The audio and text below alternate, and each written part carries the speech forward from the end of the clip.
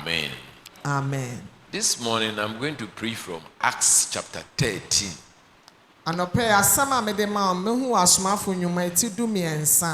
Verses 47 to 49.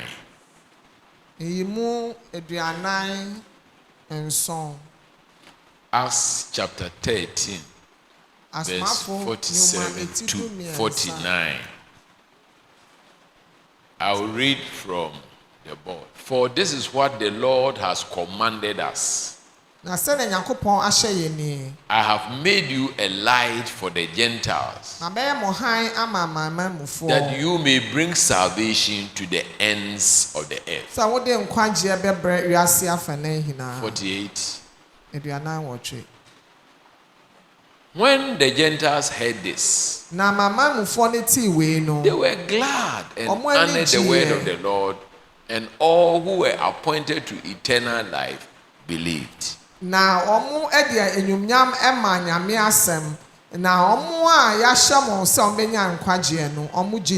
The word of the Lord spread throughout the whole region.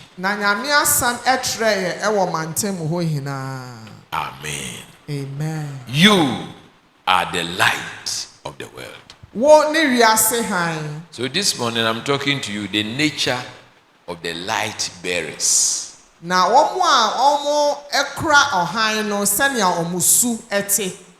Shall we pray? Our Father, we thank you for today. Thank you for the beautiful worship, the presence of your Spirit in this place.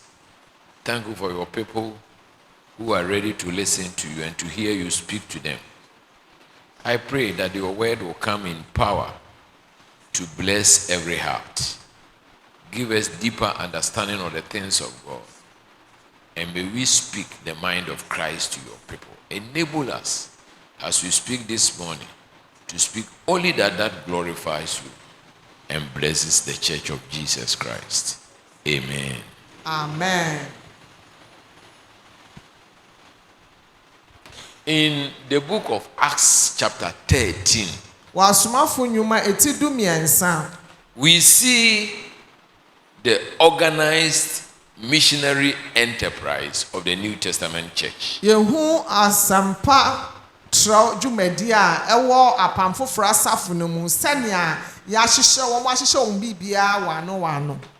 Acts chapter 1 verse 8, Jesus has commanded all the disciples to go into the world and preach the gospel, beginning from Jerusalem.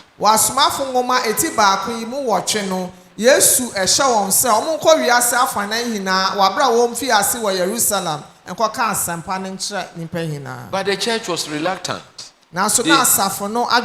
They did not obey the command as Christ gave it.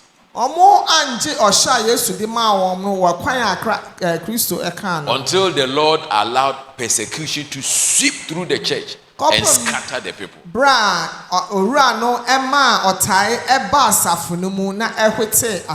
And the Bible says that even in that time when they were scattered, everybody went somewhere to preach about the gospel of Christ.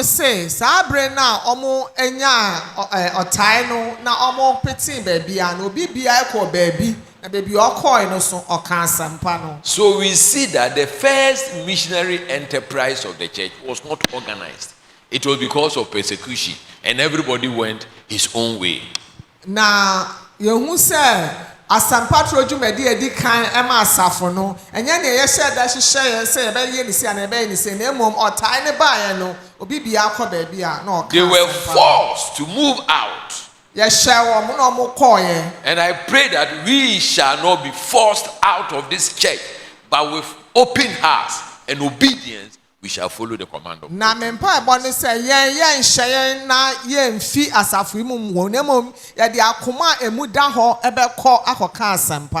In Acts chapter 13,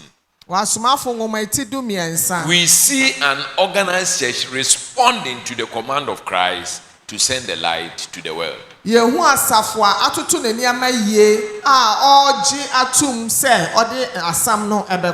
The missionary program of the church is organized. It is not haphazard. Na asafo no ne asempatro dwumadie no eye ne ayatoto no yie ya hyehyɛ ne yie enye ne eye ne biara. In Acts chapter 13, God began a new dimension of work in the church. Na wasomafo nnwuma eti du miensa no Nyankopɔn efiase sɛ odi asafo nanim ɛwɔ na asempatro. There were apostles, there were prophets, there were teachers, there were leaders of various kinds. And all of them organize themselves and obey the mind of the Spirit. Na akyerɛkyerɛfoɔ wɔ hɔ, asomafoɔ wɔ hɔ, akɔmhyɛfoɔ ɛwɔ wɔn ntam. Ɔmo nyinaa ɛhwɛ yɛ ɛtoto nneɛma yie sɛnea ɛbɛyɛ a ɔmo bɛdi dwuma. As of old, God in our present time has raised various forms of workers and leaders with giftings so we can do the work of the ministry.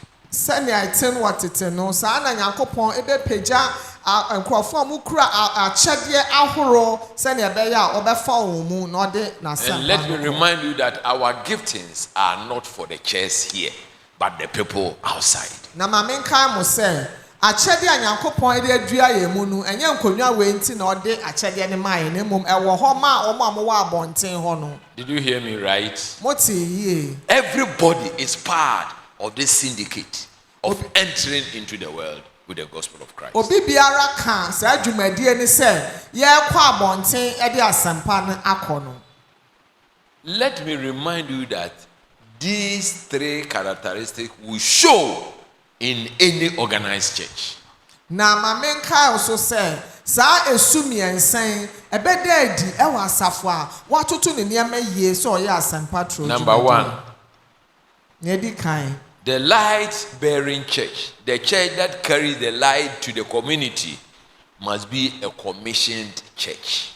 Na asafo a ɔde han no ɛbɛkɔ mantam no ɛsɛ sɛ yɛ asafo a yɛahyɛ no. They must hear from God. Ɛsɛ sɛ ɔmo te fi Nyankopɔn nkyɛn. The commission to go into the world is a divine call. Na ɔhyɛ anaaso sɛ yɛde ato hyɛ usa sɛ kowiase kɔka asɛmpa no ɛyɛ ɔsoro frɛ. It is not an instruction from the pastor or the church board or the church committee or any department. Ɛnyɛ asafo mpanyinfoɔ ɔsɔfoɔ ana ekuokuo mpanyinfoɔ na ɛsoma sɛ kɔka asɛmpa no. It is not the assemblies of God. Ɛnyɛ assemblies of God na. It is a commission that has come to us from God. Ɛyɛ ɔhyɛ a efiri Nyankopɔn ana adwuma efiri Nyankopɔn hɔ abra ɛde abrɛ yɛn. So ministry or the expansion of the kingdom of God is not just participating in anything in the church. Ɛno nti sɛ yɛyɛ ɔsom adwuma no nkyɛ sɛ woyɛ ade biribiara bi ɛwɔ asafo no mu. You sing.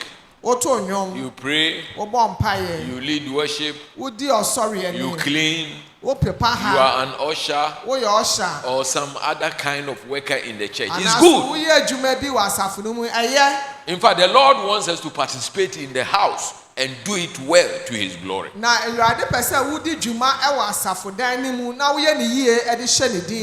when we talk about organized mission, we are talking about responding to what God has told us to do. The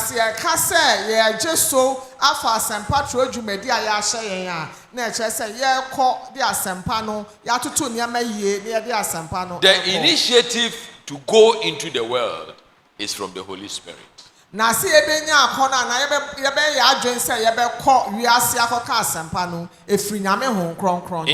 chapter 13 and verse 2, this is what the Bible tells us. While they were worshiping the Lord and fasting, the Holy Spirit said, "Set apart for me Barnabas and Saul for the work for which I have called them." Na wabra almost sorry erade no mo di muada no nyame ho kronkron ka kire on say mo nyi Barnabas and Saul ema adwuma mafra on say omo nkoye. It is one thing to be gathered as a church. Your church is Noble Life. Na say ye fro say yasafu din di Noble Life. Noted in the community. Amantem ha hina anim. Spreading your tentacles in the assemblies of God. Mo tra mo hie mu so assemblies. And everybody say, "Oh, you are doing well. You are doing well. You are doing well." Obi aka say mo ya ade mo ya ade. But you must hear from God. Aso say mo ti fi nyam. When we come here, it is the power the presence and the word of God that must organize us into ministry.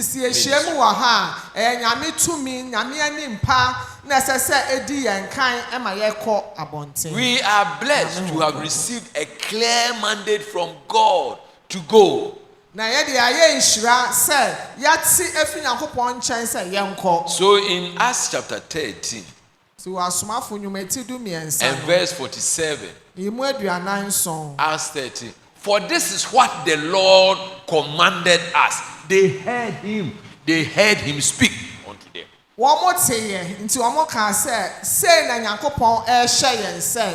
The emphasis of the church is not what happens here, but what goes out from here.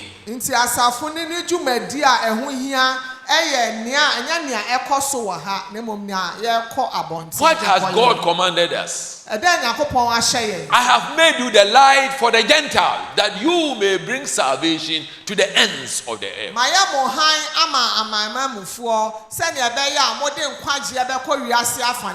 We did not make ourselves lights, but God has made us. We are eternally blessed to be given this opportunity. When God was looking for people to use, he found us as fit. So Paul tells the people that God has commanded us as the light of the world to carry the message to the world. The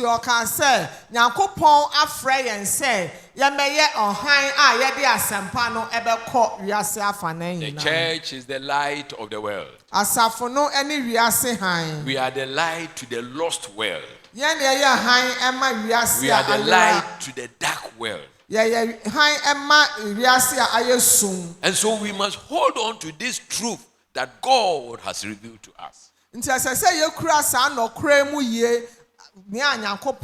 everybody in this church must come to the understanding that we have been commissioned as the light of the world to carry the message here to the outside world. Until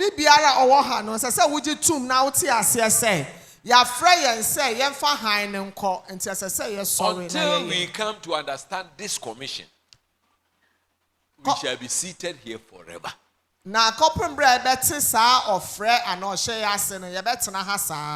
Hallelujah. Amen. You are the light. Not only are we the light, but we are the messengers of salvation. Verse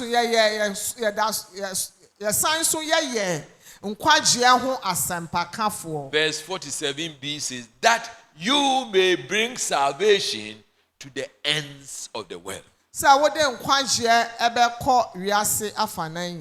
we talk about being the light, we are talking about aggressive evangelism. The world will not be saved without us. The world will not be saved without us. The people in this community will not know about God except through you people here. The people in your camp, your labor camp, your office, your home, your territory where you live will never know the truth except you carry it to them. You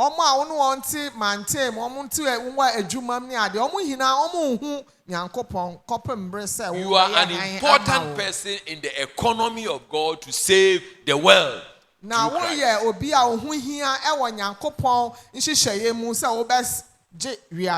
are sent to lead the world to salvation. We are sent to call the sinners to forsake sin and accept Christ. We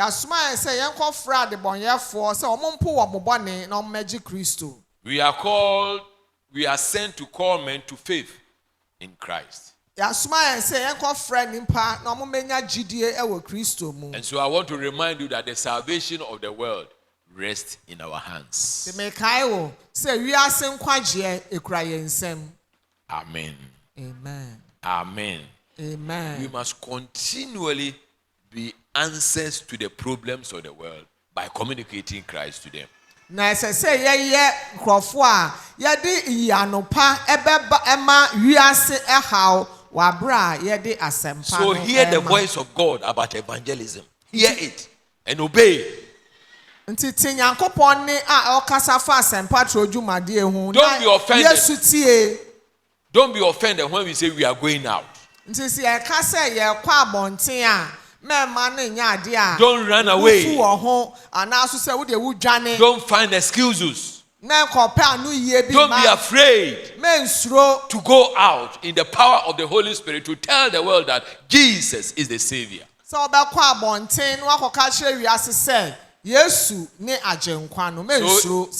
if we are going to be the light bearers, we must be a commissioned church, a church that has heard the voice of Christ.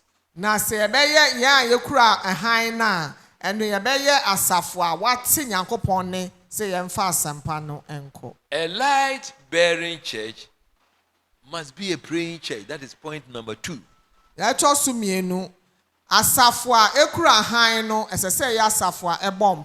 In Acts chapter 2 and verse number 42, this is what the scripture says.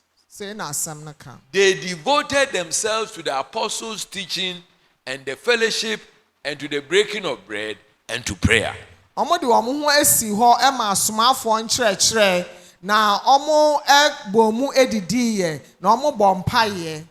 You see, this is the characteristic of a growing, dynamic church, a praying church.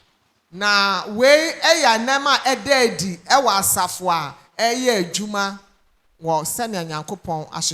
early church trusted in the power of the Holy Spirit through prayer. They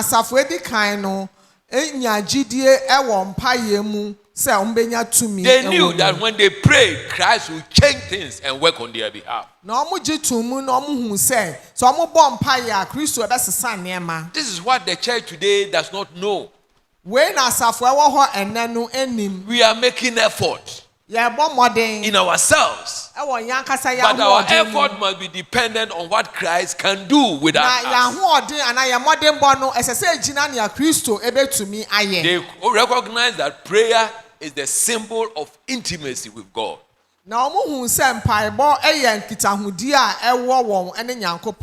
Because it was a praying church, and the Holy Spirit was superintending over what they were doing, they became sensitive to what the Spirit was telling the church. There are many churches today, when Christ speaks, they won't hear, they won't know, they won't know. Very many individuals, they come to church, they sing, we pray, we go, but they don't sense what the Spirit is leading this church to do. So they knew of the power of God. They fasted and they prayed. And it was in that atmosphere that the Holy Spirit opened up unto them what God wanted it to do. The prophet spoke. The apostles saw what God was doing. The givers gave. And everybody was part of what the Holy Spirit was doing at that time. This church, your beautiful church, will not receive any direction until you learn to pray. Stagnant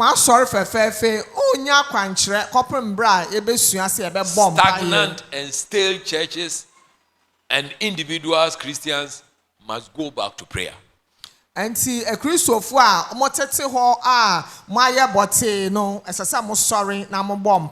been a pastor for over 40 years. But one of the lack of the church is prayer. One of the programs that are not well attended is prayer meeting. I don't know if it happens here. But if you are praying, blessed art thou. Most churches have prayer meetings on Fridays. You know, but Fridays the energy is gone down. Everybody is tired. My waist is paining me. My leg. I'm preparing for a funeral, and the wedding is coming up. And Kwesi Mensah said he will visit me. You see, many excuses. So Friday meetings have turned to be something else. It's for the youth. Now, if you had that. If you had pie, bono, I ain't be so for but the early church was a praying church. Na asafo a edi kan na ya asafo a ebo mpaye. The prophets and the apostles and the leaders and the teachers were all present. Na ekandifo kyerɛkyerɛfo komhyɛfo mu nyinaa eka ho. It is the powerful church. The WM executive must be here. MM must be here. MM people, do you attend prayer meeting? Memakuo no mobile prayer meeting. Youth, do you come? Mebu mobile. Sunday school teacher, do you come? Sunday school kyerɛkyerɛfo mobile. Do you come? Wo ba. It is the source of our power that has been cut by the devil. Na tumi a esese yenya no ne ama abonsam ate. If you are going to be a light-bearing church in this community, you must be a praying church. Na se betumi aya asafo a ye be de ohan ne be kwa esese ye asafo a ye bom paye. And I'm talking about corporate prayer that brings all of us together, not as individuals. I'm not talking about your prayer in your house. Don't say, Pastor, me, I pray every day, 4 a.m. to 6. It's good. But that is not what I'm describing. I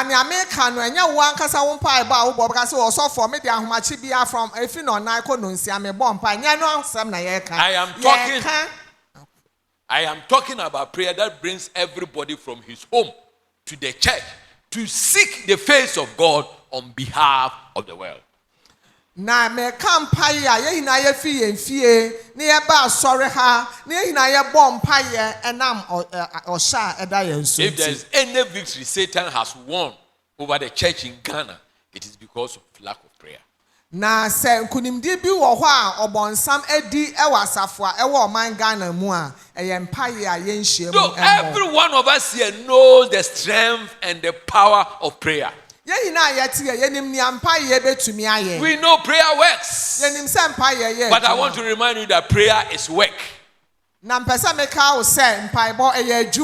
Until you put in effort, you never can pray right. So those of you with excuses, I'm going to cook, I'm tired. Maybe when I sleep a little and I wake up, by the time you wake up, service is over. Service is over. Pray. Church, pray. Light bearers, pray. Witnesses of Christ, pray. WM, pray. MM, pray. Youth, pray. Sunday school workers, pray. Church board, pray. Every children's teachers, pray. Everybody.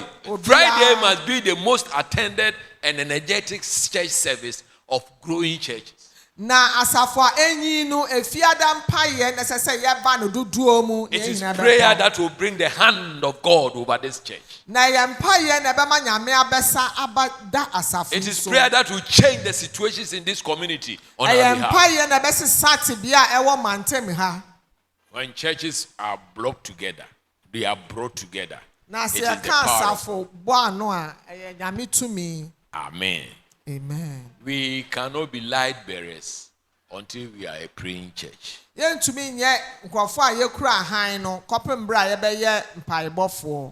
Number 3.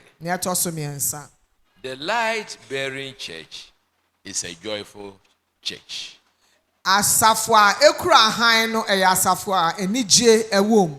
chapter 13, verse number 48. When the Gentiles, they heard that the gospel is the way of salvation, they were glad. Now, Abraham, are you hearing me? It is the gospel that will bring joy. When we look at this community, but our presence and our power into them will bring joy. It will bring change. People will come here and do extraordinary things. Things they could not do.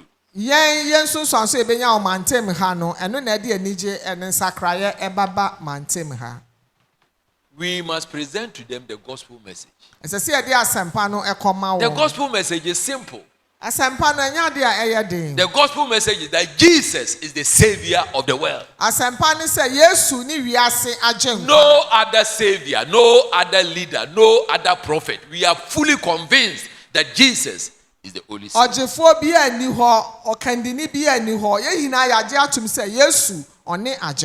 He is the chosen of God for the world. So if you are going to be a light bearer into the community, this is what we must hold dear to your life. Then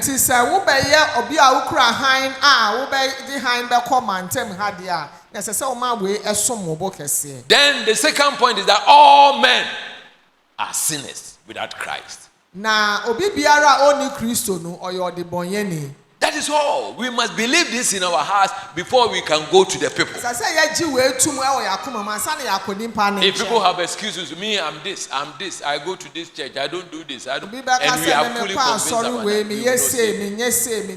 that. No. So the gospel message entails the fact that men are sinners without Christ.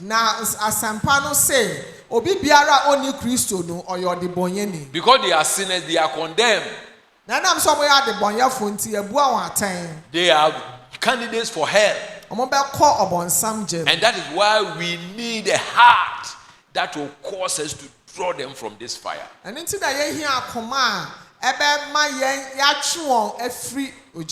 Our message is simple. That they must repent and believe on the Lord Jesus. This is the message that will bring the joy to this community. And so, brothers and sisters, I urge you in Christ that don't let us be quiet until the people have heard this truth. Because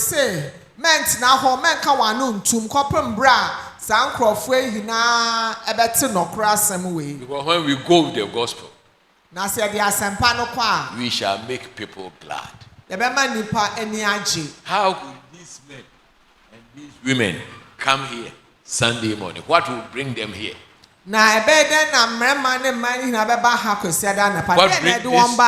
What brings this youth here? It is the joy of the Lord. Because they heard the gospel. Number 2, they honor the word of God. You see, there are people in this country, they don't honor the word. Sunday, they do anything. They go anywhere. They do their lifestyle.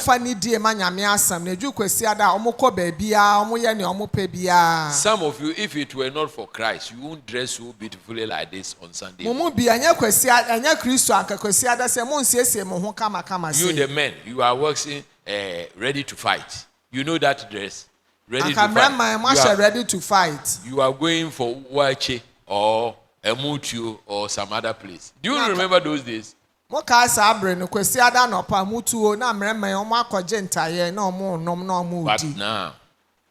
But now, because of the gospel message, we honor the word of God to assemble together. Hallelujah. Amen. It is what we send to the world that will make them honor Christ. If we say, oh, the people are careless, the people don't care about God because we don't care about them. It is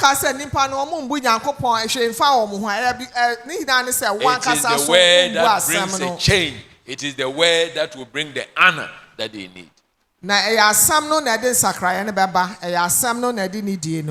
Number 3. When they sent the word, the people believed. All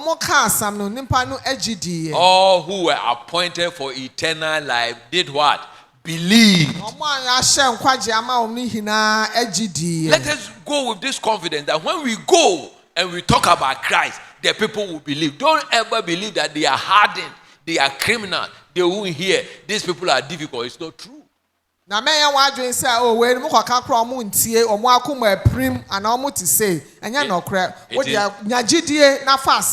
is the devil who will put that fear in us. When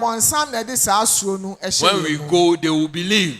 Say amen to this. And those who were appointed for eternal life did what? Believe. There are many appointed in this community for salvation. But we are the light bearers today. So this morning, I am here to encourage you that God has made us a light. What is the name of this community? Foster home. Frafraha. Foster home, Frafraha. Frafraha, foster home. Okay. So you are there. God has put a light in this community because of you. And then he is saving the world. So hear from God. Understand that is what God calls you to do. Number one. Number two, if you are to be led bearers, we must be prayerful giants. Corporate prayer in the house of God. The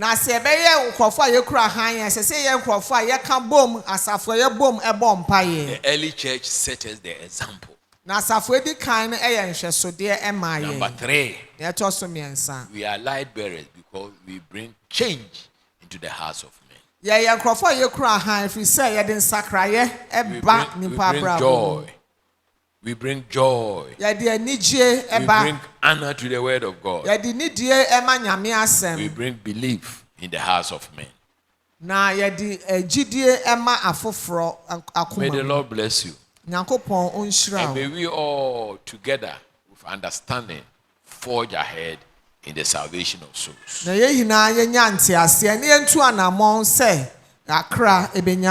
next time we gather here, there will be no empty seats. Space will be filled. Maybe we shall begin to run 2 services. Because God is working his purposes and drawing souls into the kingdom.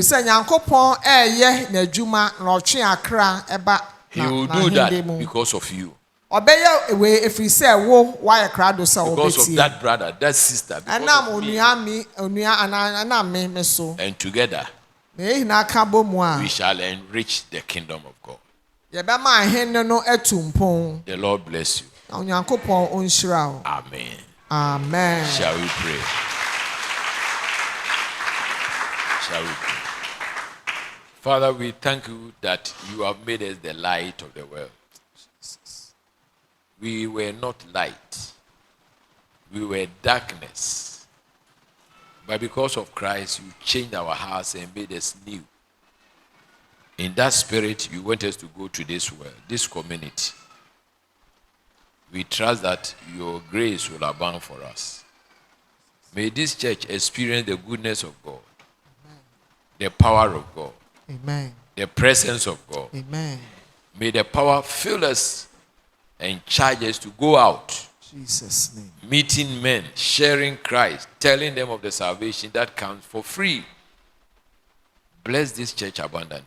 Amen. And make it a soul-winning church to your glory and honor. In Jesus' name. Amen.